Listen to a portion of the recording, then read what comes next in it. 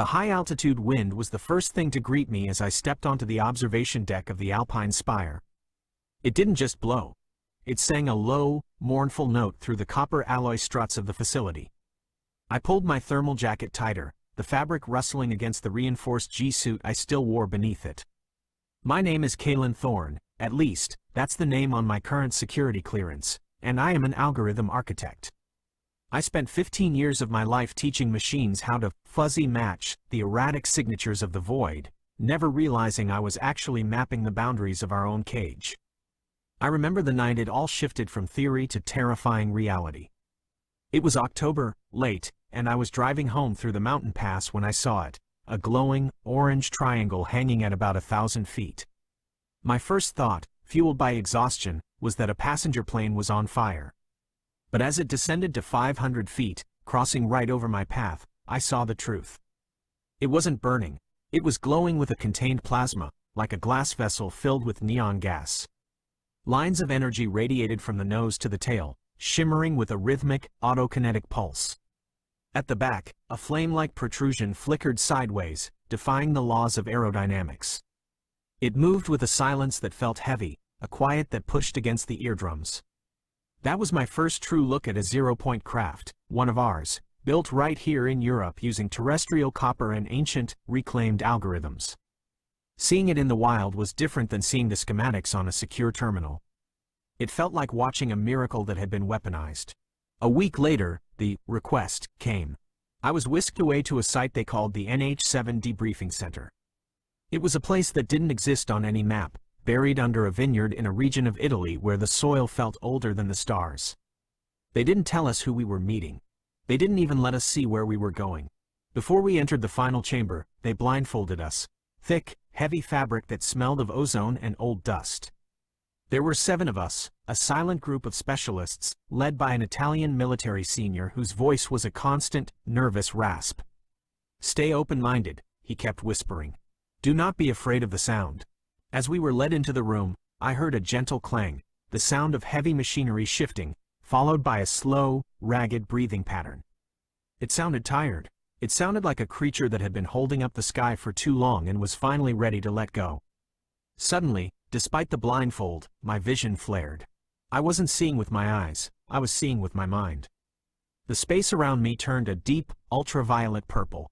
I knew exactly where the chairs were. I knew exactly where it was sitting. The communication didn't come in words. It was a goosebump-inducing release of pressure in my skull. The being, the non-human entity, began to feed us the history of the world. It showed us the integer flow, the quantum frequency of the planet. I saw the Earth spinning, but it was covered in fire and tsunamis. I saw the autonomous facility, a massive, invisible auditor left behind by a traveling species eons ago to protect us from the plunderers. The NHE told us that this facility was failing. It was out of resources.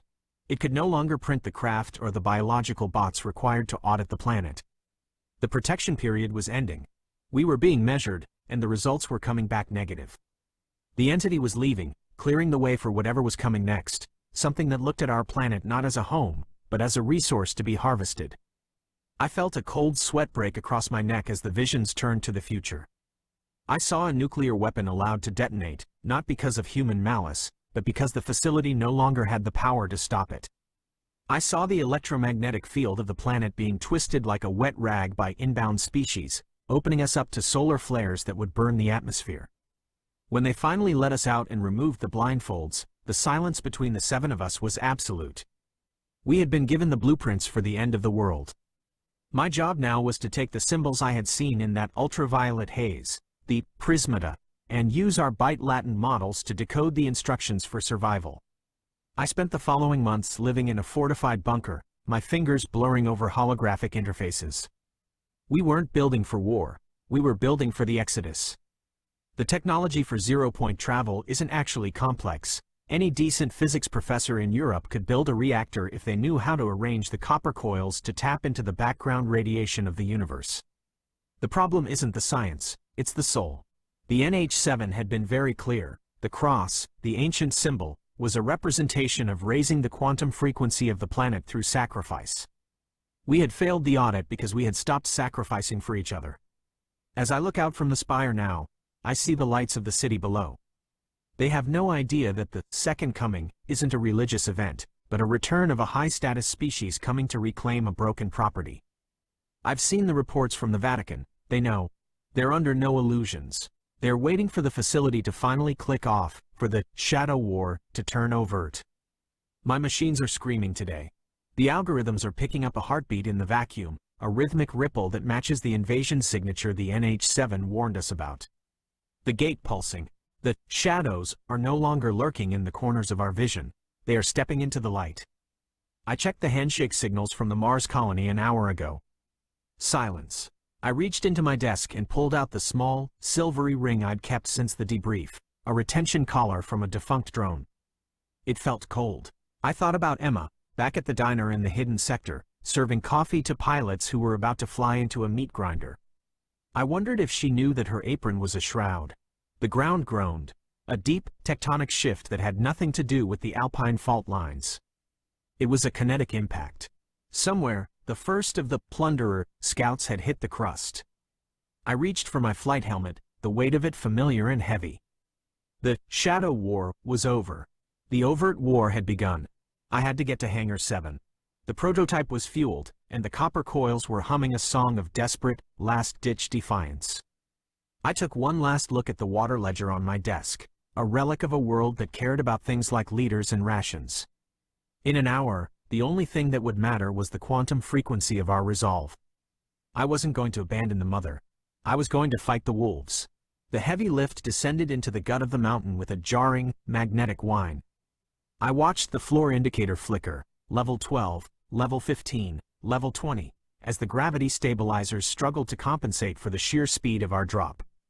Beside me, the military senior, the man I had come to know only as Vance, gripped a handrail with knuckles that were white and trembling. He wasn't looking at me. He was looking at the small, glowing sensor on his wrist. It was pulsing red, timed to the rhythmic thrumming I felt in my own teeth.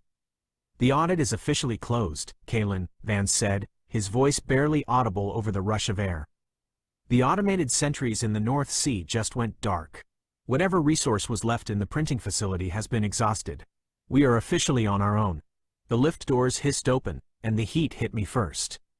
Hangar 7 was a vaulted cathedral of raw rock and polished copper, smelling of ozone and scorched metal.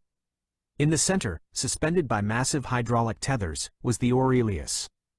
It was a jagged, triangular wedge of a ship, its hull fashioned from high-purity copper that shimmered under the orange work lights. This was the result of our fuzzy match algorithms and the NH7 instructions.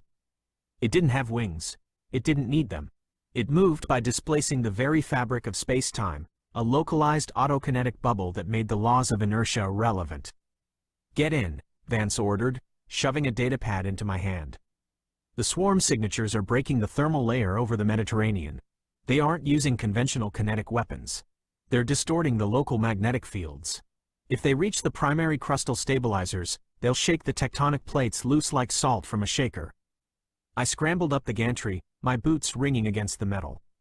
The cockpit of the Aurelius was a minimalist's nightmare. No buttons, no levers, just a wide, wraparound interface of liquid crystal glass that responded to the quantum frequency of the pilot. As I sat in the command chair, the ship woke up. A low-frequency hum vibrated through my spine, and for a second, my vision flared into that familiar ultraviolet spectrum. I could see the energy lines radiating from the ship's nose, glowing like plasma trapped in a bottle. The tethers retracted with a series of heavy metallic clunks. I felt the ship lift, not with the roar of a jet engine, but with a sudden, sickening lightness, as if the gravity of the Earth had simply forgotten I existed. "Aurelius 1, you are cleared for atmospheric exit," a frantic voice crackled through the comms. "Be advised, we have multiple bogies descending at Mach 12. They are black-body radiators, almost invisible to standard radar. Use the prismative filters." I toggled the mental switch, and the wraparound screen shifted.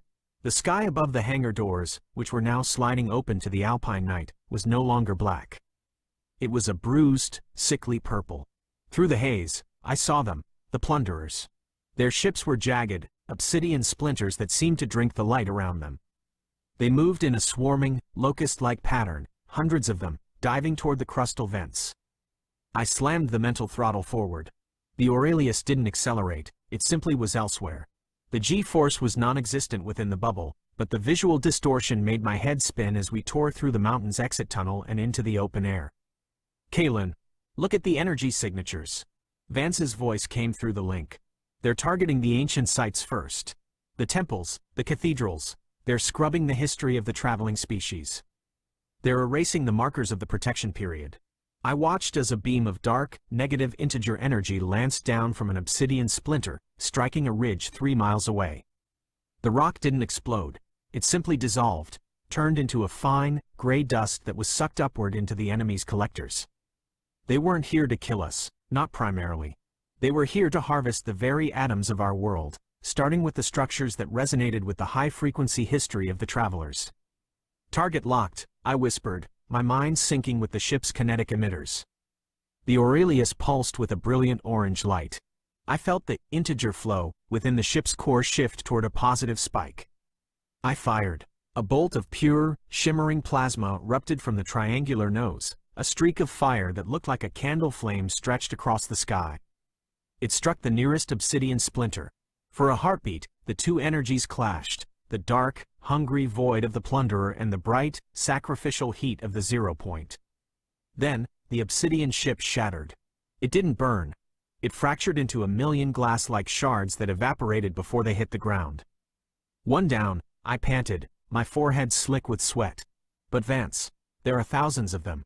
And the sky is changing. I looked up. The stars were being blotted out by a massive, curved shadow. It wasn't a ship. It was a planet-sized distortion, a ripple in the fabric of the solar system. The facility was gone, the fence was down, and the wolves weren't just at the door. They were taking the house off its foundations. Keep fighting, Thorn, Vance hissed. The instructions said the second coming occurs at the point of maximum crisis. We just have to survive until the frequency stabilizes. We have to be the audit that refuses to close. I banked the Aurelius into a steep climb, the copper hull screaming as it pushed against the distorted magnetic field. Below me, the lights of Europe were flickering out, one city at a time. The Shadow War had become a war of light, and I was the only candle left in the dark. I checked the liquid crystal display. The swarm was repositioning, forming a geometric grid over the Alpine spine. They were preparing for a localized, integer flush, a massive energy dump that would liquefy the mountain range. I closed my eyes, reaching deep into the memory of the NH-7 debrief. The cross is symbolic of doing more than what you would normally do. I'm going into the center of the grid, I told the comms. Kalen, that's suicide. The feedback will melt the copper coils. It's not suicide, I replied, feeling a strange, calm certainty wash over me. It's a sacrifice. And according to the algorithm, that's the only thing that raises the frequency. I pushed the Aurelius into a vertical leap, straight into the heart of the obsidian swarm. The orange glow of my ship intensified until the cockpit was a blinding, holy white. I wasn't a pilot anymore. I was a variable in a cosmic equation, and I was about to change the result. The sky was no longer a natural thing. It was a grid of cold, calculating geometry. As I climbed, the ultraviolet haze intensified, turning the obsidian splinters above me into jagged silhouettes against a backdrop of shimmering radiation. The Aurelius felt less like a machine now and more like an extension of my own nervous system. The copper coils beneath the floorboards hummed at a pitch that resonated in my marrow, a vibration that whispered of the ancient, prismatic code I had spent years trying to crack. I glanced at the liquid crystal display. The swarm had completed their formation. They were suspended in a perfect, interlocking hex pattern directly above the Alpine spine, their ventral ports glowing with a sickly, dark matter light. They were preparing the integer flush, a mathematical erasure of the crust. If they fired, the mountain wouldn't just crumble. The very atomic structure of the rock would be rewritten into a chaotic slurry. Kalen, you're entering the interference zone. Vance's voice was breaking up, distorted by the massive electromagnetic pressure. The G-load inside that hex is going to fluctuate wildly. If your autokinetic bubble collapses, the pressure will turn you into a red smear before you can blink. The bubble won't collapse, I whispered, though I was shaking so hard I could barely keep my hands on the interface. The NHE said the frequency is maintained by intent. I'm not just flying, Vance. I'm holding the line. I surged into the center of the formation. Immediately, the world inverted. Up became down, and the purple sky vanished, replaced by a blinding, kaleidoscopic roar of data. I could see the swarm's communication lines, thin, silver threads of quantum entanglement connecting every obsidian ship. They were a hive mind, a single, hungry organism. And I was the virus. I reached for the core control, a floating orb of liquid copper in the center of the cockpit. As I touched it, I didn't think about flight paths or weapon systems. I thought about the breakfast bar back in Sector 4. I thought about the smell of donuts and the tired, honest eyes of the people who just wanted one more morning of peace. I poured that memory, that desperate, human weight, into the ship's capacitors. The Aurelius erupted. The orange glow didn't just brighten, it expanded into a violent, shimmering cross of light that lanced through the obsidian hex. The feedback was instantaneous. The copper coils beneath my feet turned white hot, the smell of melting metal filling the cockpit. My vision blurred, blood trickling from my nose as the quantum pressure tried to turn my brain inside out. Now, I screamed, though there was no one left to hear me. The orange light struck the silver threads of the hive mind. Because my energy was born of a singular, sacrificial frequency, the swarm couldn't calculate it. Their algorithms, built on plunder and cold logic, encountered a divide by zero error in the form of human resolve. One by one, the obsidian ships began to shudder. The hex formation buckled. The dark energy they had been gathering for the flush began to leak, turning back inward on their own hulls. Cascading explosions rippled through the grid, not fiery blasts, but silent implosions that sucked the jagged ships into their own miniature voids. I felt the Aurelius begin to fall. The copper coils had finally fused, the autokinetic bubble flickering like a dying candle. The ship was dead, a multi-billion-dollar piece of scrap metal plunging toward the Alpine peaks. I slumped in the chair, my limbs feeling like lead, watching the shattered remains of the swarm drift away like ash in the wind. But as I looked up through the cracked glass of the cockpit, I saw something else. The bruised purple of the sky was being burned away. Not by the sun, and not by my ship.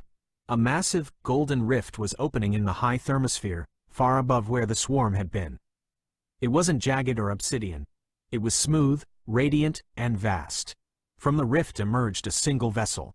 It made the Aurelius look like a grain of sand and the swarm look like gnats. It was a cathedral of light, a white gold structure that pulsed with the exact same frequency as the NH-7's breath.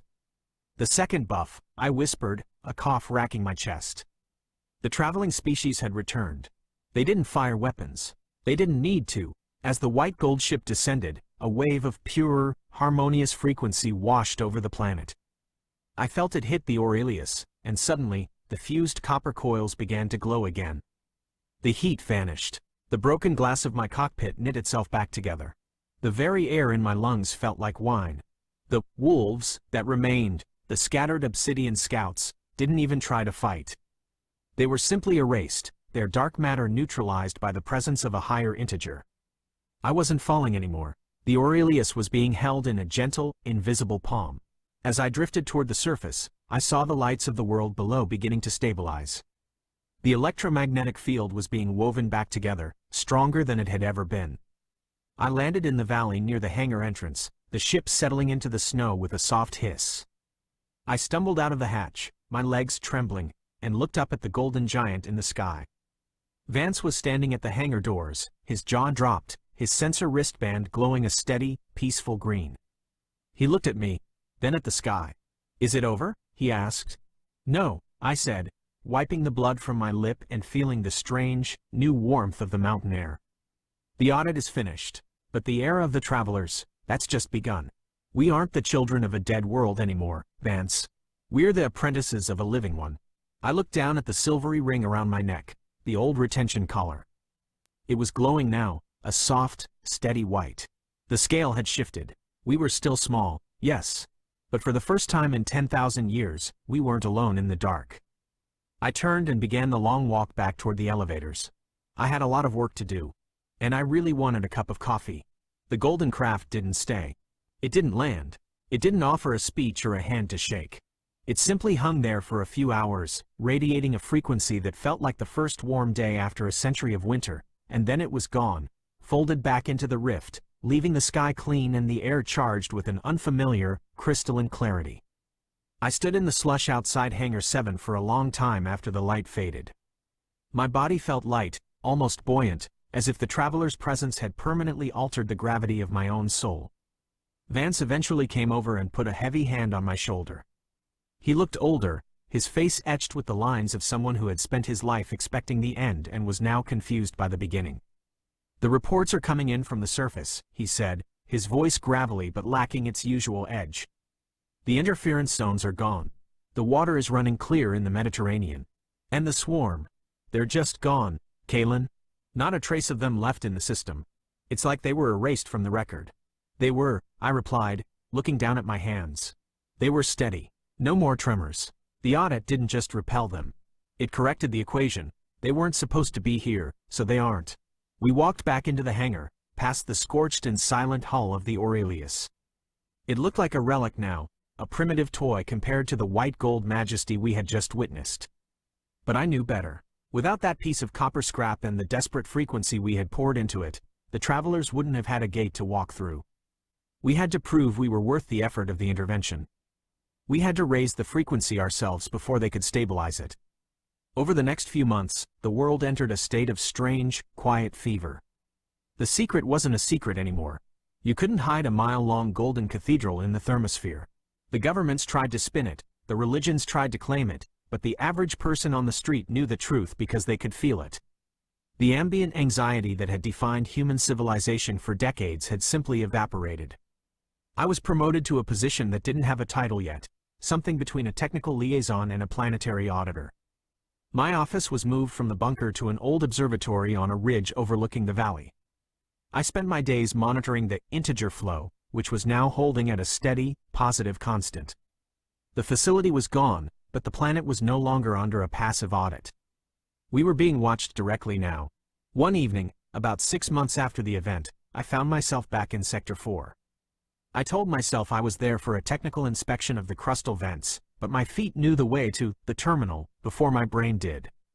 The diner was busy. The emergency red lights had been replaced by warm, soft LEDs that mimicked natural sunlight.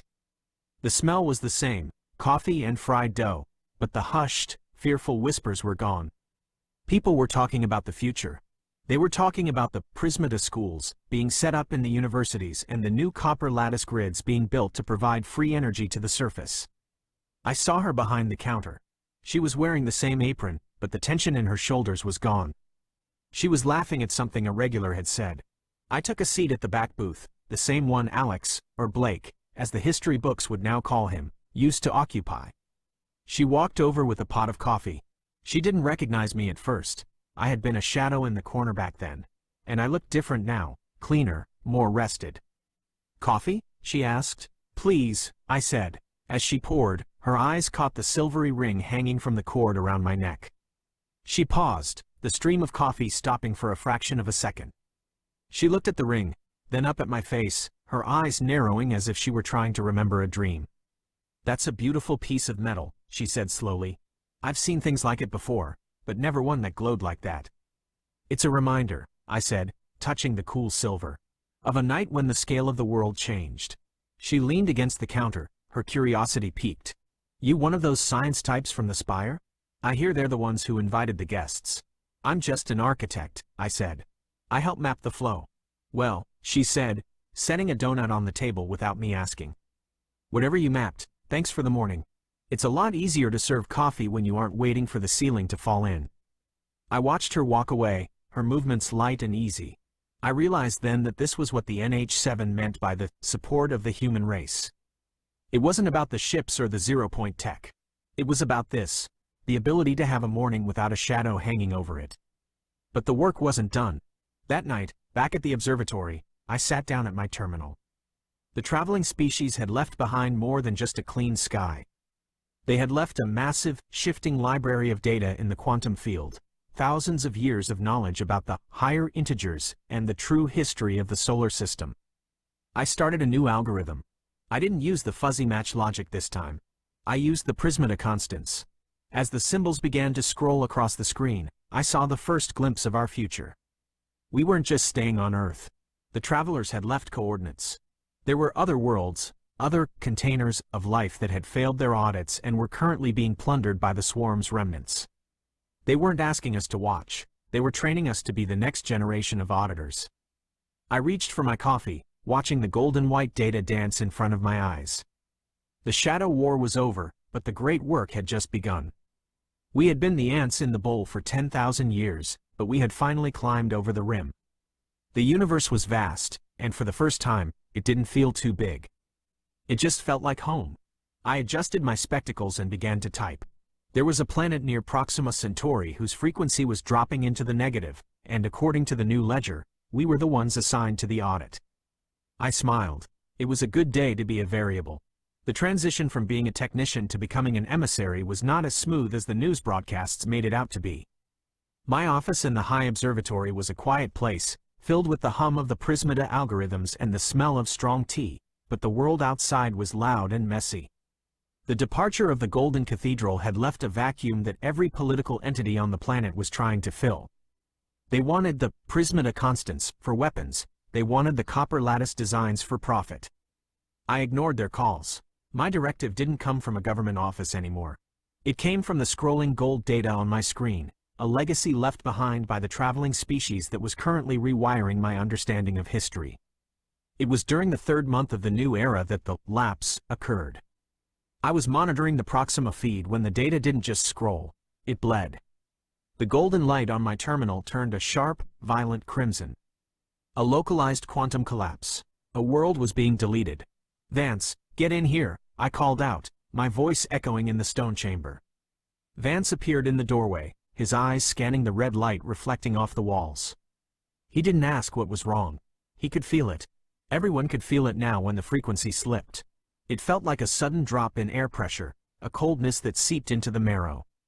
"It's the Proxima audit," I said, my fingers flying over the interface. "The swarm isn't gone, Vance. They didn't leave the galaxy, they just moved to where the light wasn't so bright. They're purging the habitable zones around the red dwarf. They know we can see them now, so they're accelerating the harvest." "What can we do?" Vance asked, his hand resting on the hilt of the ceremonial blade he'd taken to wearing, a relic from the Void Guard days. "We have one prototype ship and a planet that's still figuring out how to use its own gravity." "The travelers didn't give us the data to watch a massacre," I said, standing up and grabbing my flight jacket. "They gave it to us so we could intervene. The Aurelius isn't a ship anymore. With the new copper lattice upgrades, it's a bridge." We descended to Hangar 7. It was different now. The rough rock had been smoothed by automated drones, and the air was thick with the scent of flowering vines that had begun to grow in the alpine cracks, plants that shouldn't exist, triggered by the change in the planetary frequency. The Aurelius sat in the center of the bay, but it was no longer just a copper wedge. It had been encased in a shimmering, translucent shell of glass metal, a material we had grown in the high-frequency labs using the NH7's instructions.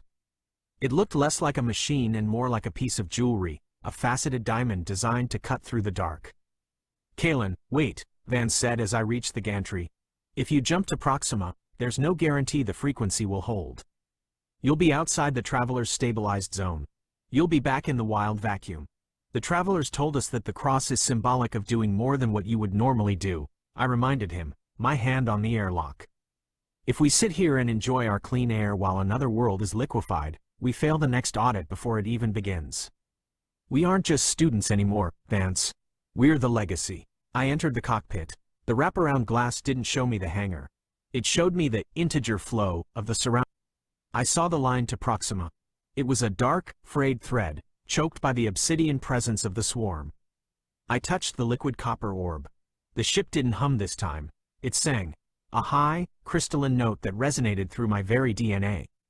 "Aurelius to control. Commencing the first inter-system jump. Tell the sector to keep the coffee warm. I don't plan on being gone long." The hangar vanished.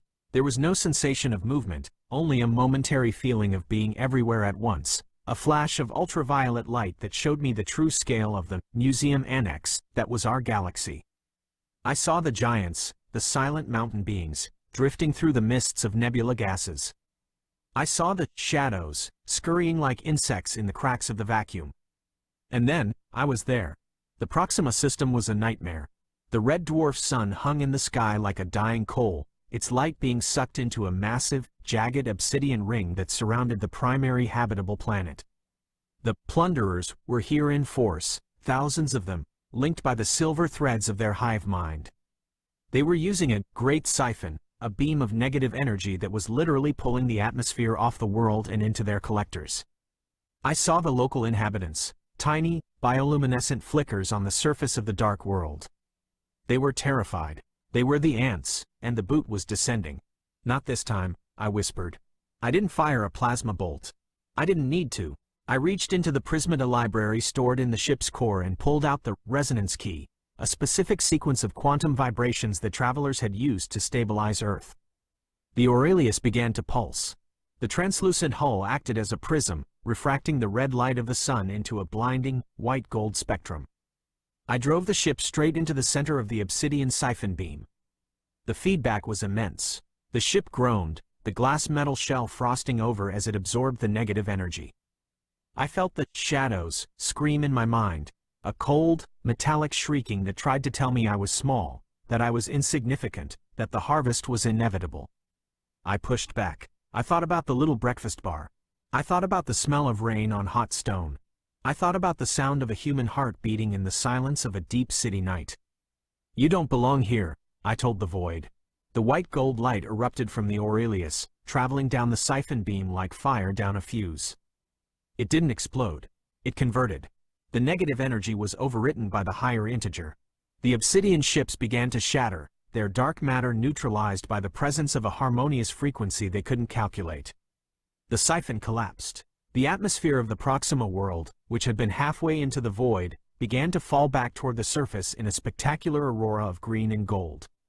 I sat in the cockpit, gasping for breath, as the swarm remnants fled into the deep dark. The red sun seemed to brighten, its light no longer being stolen. Below me, the bioluminescent flickers on the planet's surface began to pulse in a rhythmic, coordinated pattern. A thank you, a recognition. I looked at the data stream on my screen. The integer flow for the Proxima system was rising. It was no longer a slaughterhouse, it was a sanctuary. I leaned back in the command chair, my hands finally stopping their shaking. I looked at the silvery ring around my neck. It was glowing with a fierce, protective light. I touched the copper orb and set the coordinates for home. I had a report to write, and a world to wake up. The Shadow War was over, and we had just finished our first audit as the new Guardians of the Light. The horizon was no longer a wall. It was an open door, and we were the ones holding the keys.